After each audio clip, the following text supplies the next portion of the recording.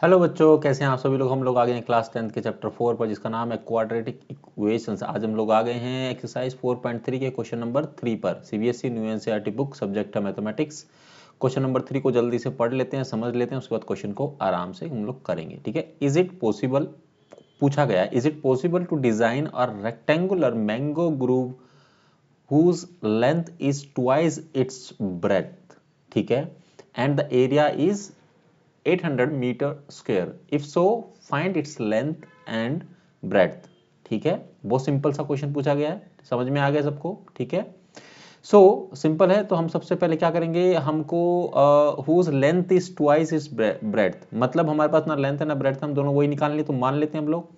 ठीक है, let the bread, ठीक है, सबसे पहले यही मान लेते हैं।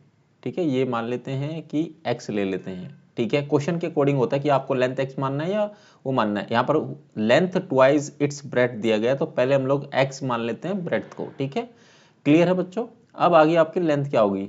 ठीक है, देन द लेंथ, ठीक है, लेंथ क्या होगी, वो होगी आपकी क्या, 2x होगी।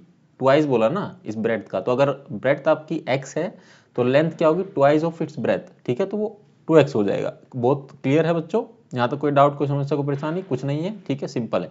अब हमारा यहाँ पर एरिया हमको दिया है, एरिया क्या दिया है बच्चों, एरिया दिया है 800 मीटर स्क्वायर है बेसिकली। ठीक है, एरिया दिया, एरिया का फॉर्मूला क्या होता है बच्चों, कौन बताएगा। एरिया का फॉर्मूला होता है लेंथ इनटू में ब्रेड्थ इज इक्वल टू, ये दिया है हमारे पास ये, और एल और बी क्या है हमारे पास में, ये रहा। ठीक है, बी हमारे पास में है, एल हमारे पास में है 2x, ठीक है, और ये हमारे पास में है x।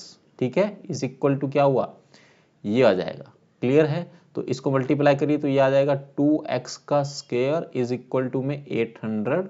ठीक है, तो x square as it is रखेंगे, इसको यहाँ पर लेके आएंगे और डिवाइड कर देंगे 2 से। अब हमारे पास क्या आ गया, 400 आ गया। ठीक है, और ये x स्क्वायर है, और इसको इधर ले आएंगे तो ये हो जाएगा माइनस का, ये आ जाएगा आपके पास में। ठीक है, ये इक्वेशन आपकी बन गई है। अब आपको क्या करना है, अब आपको a और b और c की वैल्यू से हमको पता करना है पहले कि पॉसिबल है या नहीं, पॉसिबल है या नहीं। d की वैल्यू निकाल लेंगे यहाँ से। ठीक है, सो a की वैल्यू क्या है, 1 है, x के साथ कुछ नहीं है तो 1 माना जाएगा।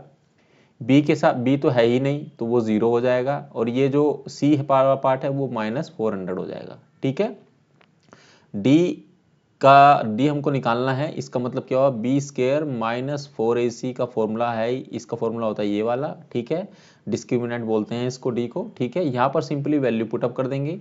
b की वैल्यू क्या है, 0 है, 0 का स्क्वायर 0 ही होता है, माइनस, और ये 4 इंटू में a की वैल्यू 1 है, और इस c की वैल्यू क्या है, -400 है। ठीक है, मल्टीप्लाई कर दीजिए, क्या आता है बच्चों, ये तो 0 हो जाएगा, इसको तो खत्म कर दीजिए, माइनस माइनस है यहाँ पर भी माइनस है, तो खत्म कर दीजिए, या प्लस हो जाएगा मल्टीप्लाई करके।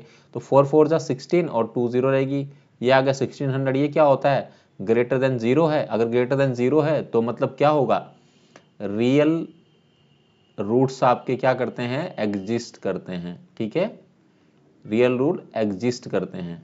ठीक है, अगर ऐसा है तो इसका मतलब क्या हुआ बच्चों, हम लोग क्या कर सकते हैं, सो मैंगो क्या था, मैंगो ग्रूव, ठीक है, कैन बी डिजाइन।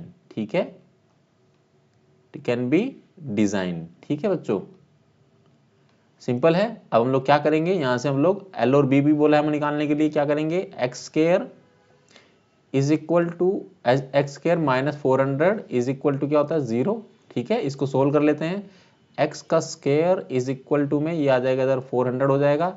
स्क्वायर को अगर हटाना है तो क्या करेंगे, दोनों साइड अंडर रूट लगा देते हैं हम लोग, हमने लगा दिया अंडर रूट। ठीक है, इससे ये कट जाएगा तो हमारे पास सिर्फ एक्स बचेगा, और इसके हम लोग फैक्टर, इसको हम कैसे लिख सकते हैं, अगर हम देखें तो इसको हम लोग लिख सकते हैं ऐसे 20 इंटू में 20, ऐसा कर सकते हैं ना।